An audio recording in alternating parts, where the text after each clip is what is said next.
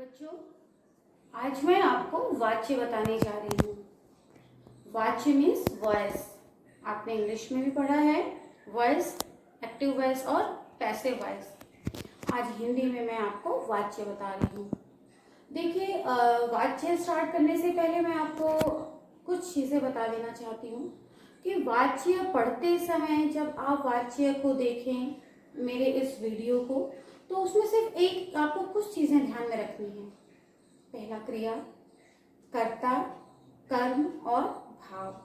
हम अपने इस पाठ में इन्हीं चारों चीज़ों का जिक्र करेंगे। क्रिया शब्द से आप अनजान नहीं हैं। क्रिया मतलब जो काम को करने वाला होता है।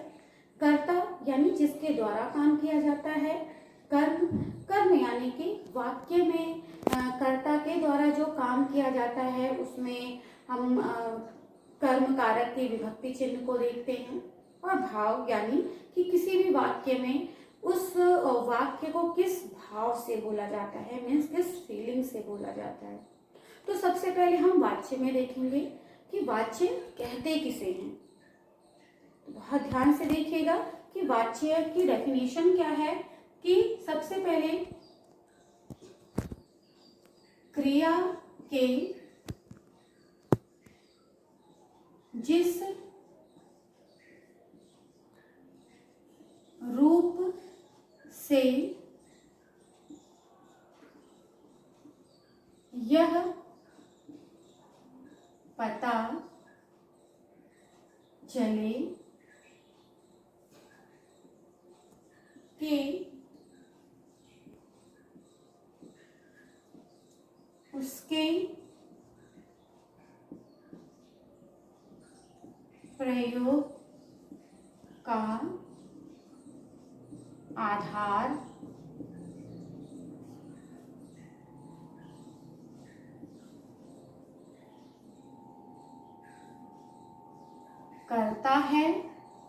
उसके प्रयोग का आधार करता है, कर्म है या भाव है, वह उसे वाच्य कहते हैं।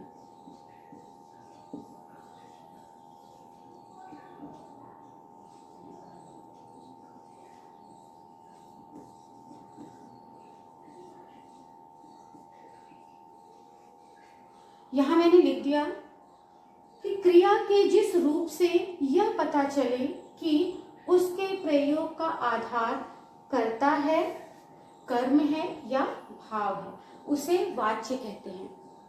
शायद इस डेफिनेशन को देख करके, परिभाषा को देख के आप अभी नहीं समझ पा रहे होंगे कि इस वाक्य में, इस परिभाषा में कहा क्या जा रहा है कि ये कर्ता क्या है, कर्म क्या है या भाव क्या है। इसको हम कैसे ये समझेंगे कि क्रिया का जो प्रयोग है ये किस आधार पे हुआ है। तो इसके लिए मैं आपको सबसे सरल, सबसे आसान तरीका मैं वाक्य के माध्यम से आपको बताऊंगी। हम एक उदाहरण लेंगे, उस उदाहरण में हम समझेंगे कि क्रिया को हमने उस वाक्य में किस सेंस में यूज किया है। तो हमारा एक वाक्य है,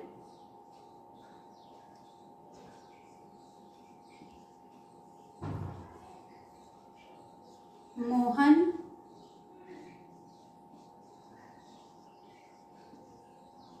स्कूल जाता है।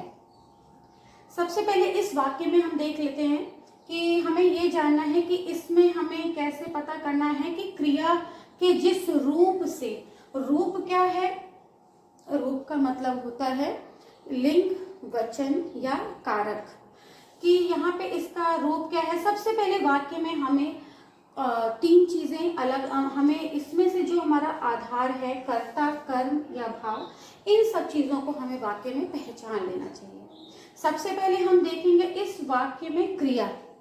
क्रिया आप देखते ही समझ गए कि ये जो जाता है शब्द है ये हमारी क्रिया है, यानी कि ये काम को करने वाला शब्द जो है, ये जो शब्द है ये काम को करने का की तरफ इशारा करता है। ये उस शब्द को, क्रिया शब्द को इंगित करता है कि जाता है, यानी हमारा ये वर्ब है, जिसे आपने इंग्लिश में पढ़ा है। अब दूसरी चीज हम ये देखेंगे, इस वाक्य में जो ये क्रिया हो रही है वो क्रिया कर कौन रहा है, किसके द्वारा हो रही है, तो आप तुरंत देखेंगे कि क्रिया को करने वाला मोहन है। और ये जब क्रिया यानी इसके द्वारा काम हो रहा है तो मोहन क्या हो गया, हमारा कर्ता हो गया। मैंने आपको अपने इसके पिछले वीडियो में रचना के आधार पर वाक्य भेद में कर्ता शब्द से आपकी पहचान कराई थी कि कर्ता वाक्य में काम को करने वाला शब्द होता है, कि जो उस वाक्य में काम कर रहा होता है उसे हम कर्ता कहते हैं। कर्ता का दूसरा नाम उद्देश्य है, जिसको आपने इंग्लिश में सब्जेक्ट पढ़ा है। तो यहाँ पे मोहन के द्वारा ही काम किया जा रहा है, तो मोहन कर्ता हो गया और जाता है ये क्रिया है।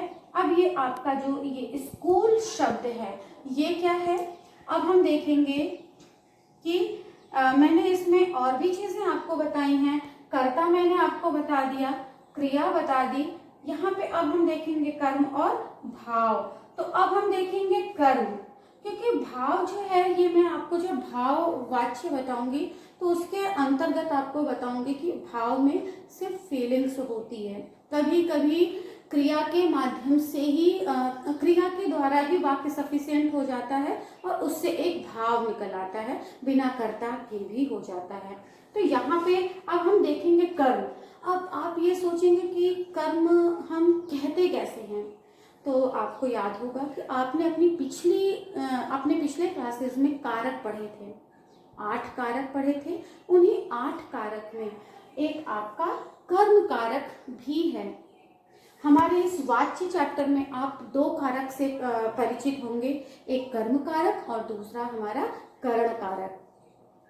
तो यहाँ पे कर्म कारक की बात आ रही है और आपने उन कारक में आपने उन 8 कारक की विभक्ति चिन्ह भी पढ़े थे। कर्ता ने कर्म को, करण से, के, द्वारा। तो यहाँ पे कर्म कारक की बात आ रही है। कर्म कारक की विभक्ति चिन्ह क्या है, को, है ना।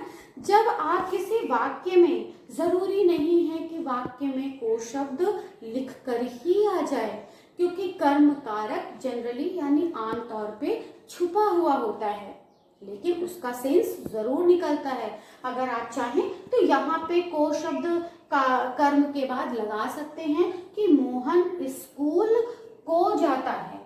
आपने अगर यहाँ पे को लगा दिया तो ये को शब्द जो है ये हमारा कर्म कारक को बता रहा है, लेकिन हम इसे लिखते नहीं हैं, क्योंकि यहाँ पे इस शब्द को लिखने से ये वाक्य थोड़ा अटपटा हो जाएगा। लेकिन जिस वाक्य में इस शब्द की रिक्वायरमेंट होती है वहां पे को शब्द लगा भी दिया जाता है, लेकिन यहाँ पे इस वाक्य में को शब्द छुपा हुआ है। तो ये चीजें हमें अपने आप अपने मन में बनानी पड़ती है, तो हमें पता चल जाता है। यानी मोहन स्कूल को जाता है, आपने देख लिया, ये हमारा क्या हो गया, ये हमारा हो गया कर्म। तो देखा, मैंने आपको वाच्य में यही बताया कि हमें कुछ चीजों ही, बस ये कुछ चीजें, क्रिया, कर्म, भाव और कर्ता, इन्हीं सब चीजों को लेकर के इस चैप्टर को पढ़ना है। तो अब आपको समझ में आ गया कि अब ये देखना है प्रयोग, जिस रूप से यह पता चले उसके प्रयोग का आधार। ये जो शब्द है आपका प्रयोग का आधार, अब ये प्रयोग का आधार शब्द क्या है, यानी कर्ता है, कर्म है या भाव है। यानी आपको देखना है कि क्रिया के जिस रूप से ज्ञात हो कि इसके प्रयोग का आधार। अब आप देखेंगे कि ये जो क्रिया जाता है शब्द कर्म के अनुसार बना है या ये जाता है शब्द जो है वो कर्ता के अनुसार बना है। तो अब हम इस वाक्य में ये सेंस देखेंगे कि यहाँ जाने का काम स्कूल से हो रहा है या जाने का काम मोहन से हो रहा है। आपको समझ में आ गया कि स्कूल कौन जा रहा है, मोहन जा रहा है, यानी क्रिया मोहन के द्वारा हो रही है। यहाँ पे कर्म का कोई रोल नहीं है, तो इसलिए यहाँ पे हम देखेंगे यहाँ जाता है शब्द का जो संबंध है वो आप देख रहे हैं, वो ये मोहन से है, यानी जाने का काम जो है वो मोहन कर रहा है, यानी क्रिया का संबंध जो है वो कर्ता के साथ है, स्कूल यानी कर्म के साथ नहीं है। तो अब आपको समझ में आया कि मैंने क्या बोला कि क्रिया के जिस रूप से पता चले, रूप यानी अब मैं रूप की भी बात करूंगी, पहले प्रयोग का आधार, यानी यहाँ पे जाता है जो हमने प्रयोग किया है वो मोहन के अनुसार किया है। अब यहाँ पे शब्द है कि जिस रूप से यह पता चले, अब रूप क्या है तो अब हम ये देखेंगे। सबसे पहले आपने देखा क्रिया जाता है। अब अगर मैं बात करूं कि जाता है शब्द में वचन क्या है, लिंग क्या है, तो आप समझ चुके होंगे कि जाता है यानी जाने वाला कोई एक इंसान है। अब चूंकि जाता है तो जाने वाला इंसान कोई पुरुष है, यानी आपका जो मैस्कुलिन जेंडर है यानी पुल्लिंग शब्द की तरफ इंगित कर रहा है। क्यों? इस हमें ये पता चल गया कि जब क्रिया का संबंध कर्ता से है और कर्ता हमारा मोहन है, मोहन हमारा एक वचन है और पुल्लिंग शब्द है, यानी इसके ये जो मोहन हमारा कर्ता है, इससे क्या है, ये हमारे कर्ता क्रिया का ये रूप का ज्ञात होता है कि मोहन एक वचन पुल्लिंग है। क्योंकि क्रिया का संबंध कर्ता से है तो इस वजह से मोहन के कारण हमारी क्रिया भी एक वचन पुल्लिंग ही होगी। अब मैं आपको दूसरे वाक्य के माध्यम से भी इसी चीज को दोबारा बता दे रही हूँ कि किस तरीके से हम देखेंगे कि अगला हमारा वाक्य है,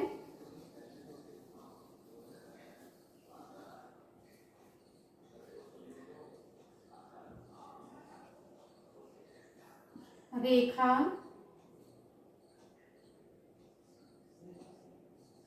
नाचती है। अब देखिए, सबसे पहले वाक्य में हम पहचान करेंगे कर्ता, क्रिया, कर्म, सब चीजें। बेटा ये चीज को हमेशा ध्यान में रखिएगा, वाच्य में वाच्य को परिवर्तन करने से पहले, वाच्य को पहचानने से पहले वाक्य में सबसे पहले आप ये जानिएगा कि उस वाक्य में कर्ता क्या है, कर्म क्या है, क्रिया क्या है। जब आप इसकी पहचान कर लेंगे तो आपके लिए वाक्य समझना उतना ही आसान हो जाएगा। तो इस वाक्य में सबसे पहले हम देखेंगे क्रिया, क्रिया है नाचती है, ये हमारी क्रिया हो गई। अब यहाँ पे नाचने का काम किसके द्वारा हो रहा है, तो आपने देखा रेखा नाचने का काम कर रही है। तो जब रेखा काम कर रही है तो रेखा हमारा कर्ता है। अब इसके बाद आपने देखा कि इस वाक्य में और कोई शब्द नहीं है, मीन्स ये हमारा जो है बिना कर्म के है। देखिए इसी में आपका अकर्मक क्रिया और सकर्मक क्रिया भी आएगी, मैं वो आपको बाद में बताऊंगी, क्योंकि आपके लिए वाच्य में अकर्मक और सकर्मक बहुत जरूरी है जानना। तो सबसे पहले हम वाच्य समझ लेते हैं कि क्रिया का जो संबंध है वो कर्ता के साथ है, सीधा संबंध, क्योंकि रेखा जो है वो रेखा ही नाचने का काम कर रही है। अब क्रिया के जिस रूप से, अब रूप क्या है, नाचती है। आपने देखा नाचती शब्द एक स्त्रीलिंग शब्द की तरफ इशारा कर रहा है, इसलिए इशारा कर रहा है क्योंकि जो हमारा कर्ता है वो भी एक स्त्रीलिंग है। स्त्री रेखा नाम एक लड़की का है तो स्त्रीलिंग है, इसलिए क्रिया स्त्रीलिंग बन गई। क्योंकि नाचती है शब्द एक वचन की तरफ भी इशारा कर रहा है, तो आप ये देखेंगे कि रेखा भी यहाँ एक ही है। तो इस तरीके से क्रिया का जो रूप है वो उसकी प्रयोग का आधार हमें पता चल गया कि क्रिया का प्रयोग हमने कर्ता के अनुसार किया है और कर्ता का जो रूप है वो एक वचन स्त्रीलिंग है, इसलिए हमारी क्रिया भी एक वचन स्त्रीलिंग हो गई। उम्मीद है आपको वाच्य समझ में आ गया। अब मैं आपको वाच्य के भेद बताऊंगी। वाच्य के भेद आपने इंग्लिश में पढ़ा था, एक्टिव वॉइस और पैसिव वॉइस। इसी तरीके से हिंदी में भी है, हिंदी में उसको कर्तृवाच्य और अकर्तृवाच्य कहते हैं। तो देख लीजिए, इस हिंदी में इसका भेद हम दो तरीके से जानेंगे कि कहीं कहीं वाच्य के भेद 2 बताए गए हैं और कहीं कहीं वाच्य के भेद 3 भी बताए गए हैं। लेकिन दोनों ही सही है। बस ये देखते हैं किस तरीके से। तो कंफ्यूजन नहीं है। वाच्य के भेद में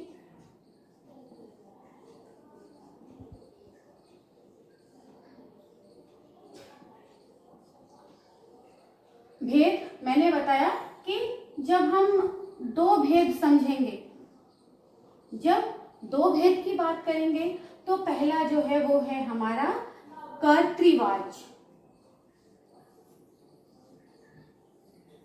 कर्तृवाच्य पहला हो गया। दूसरा हो गया अकर्तृवाच्य, यानी एक्टिव वॉइस, पैसिव वॉइस। देखिए, अब जब हमने दो भेद के रूप में जाना, तो दो भेद में कर्तृवाच्य, अकर्तृवाच्य। अब यही अकर्तृवाच्य के भी दो भेद हो गए।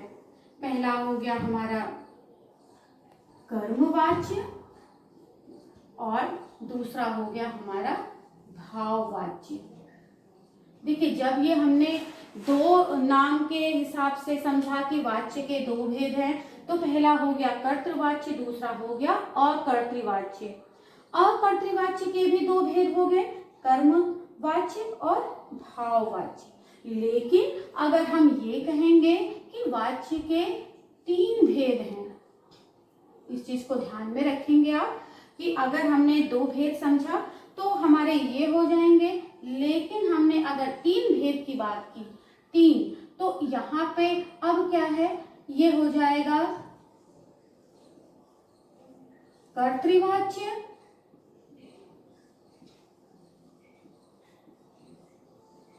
कर्मवाच्य और हो गया भाववाच्य। देख लिया आपने कि जहां हमने अकर्तृवाच्य को दो भागों में बांटा, लेकिन जब हमने वाच्य को तीन में पढ़ा, तो ये अकर्तृवाच्य हट करके कर्म और भाव अलग अलग हो गया। दोनों ही भेद आप जिस भी तरीके से पढ़ना चाहेंगे सही है। कहीं कहीं दो माना गया है, कहीं कहीं तीन माना गया है। बस फर्क इतना है कि जब हम कर्तृवाच्य के वाक्य को अकर्तृवाच्य में बदलेंगे तो वो आसानी से बदल जाएगा, क्योंकि कर्तृवाच्य के वाक्य को हम कर्म में और भाव में बदल सकते हैं, कर्म और भाव के वाक्य को कर्तृवाच्य में बदल सकते हैं। लेकिन अगर हम चाहें कि कर्म वाक्य को भाव में बदलें या भाव को कर्म में बदलें, तो ये पॉसिबल नहीं है। इन दोनों को ही बदलने के लिए वाक्य कर्तृ में होना जरूरी है। तो मुझे उम्मीद है कि आपको आज ये वाच्य समझ में आ गया होगा, जिसमें मैंने आपको परिभाषा बताई। परिभाषा में मैंने क्रिया का संबंध किस तरीके से कर्ता के साथ होता है, कर्ता का जो रूप है उस रूप से कैसे क्रिया का रूप एक जैसा होता है, ये मैंने आपको समझाया। फिर मैंने वाच्य के भेद आपको बताया, जिसमें मैंने दो भेद बताए। दो भेद में कर्तृवाच्य, अकर्तृवाच्य, और जब आपने तीन भेद जाना तो कर्तृवाच्य, कर्मवाच्य और भाववाच्य बताया। तो उम्मीद है कि आपको ये चीज समझ में आ गई होगी। मैं आपको इसको और भी अच्छे तरीके से आपको मैं लिख करके भी बता दूंगी, लेकिन आप इस वीडियो को बहुत ध्यान से देखिएगा। आपको जो भी प्रॉब्लम्स होती हैं आप मुझसे डिस्कस ज़रूर करेंगे। तो अब मैं अपने इस वीडियो को यही क्लोज करती हूँ। अगले वीडियो के लिए मैं मेरा अगला वीडियो वाच्य के भेद से ही रिलेटेड होगा, जिसमें मैं आपको कर्तृवाच्य बताऊंगी। तब तक के लिए ओके, बाय बाय।